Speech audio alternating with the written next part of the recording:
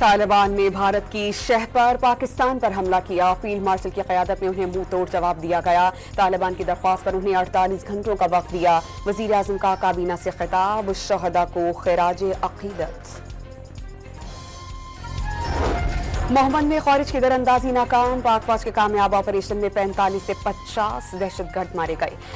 खैबर पख्तूनख्वा में 13 से 15 अक्टूबर के दौरान 34 खारिज हलाक।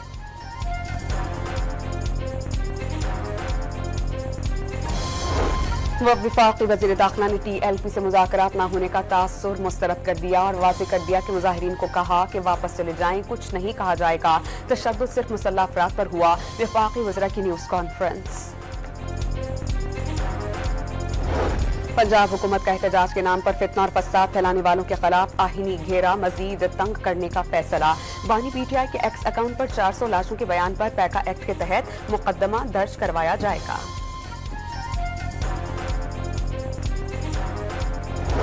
वज़ीर आज़म शहबाज शरीफ और बिलावल भुट्टो जरदारी के दरमियान अहम मुलाकात। वज़ीर आज़म ने पीपल्स पार्टी के तहफ़्फ़ुज़ात दूर करने की यकीन दहानी करवा दी।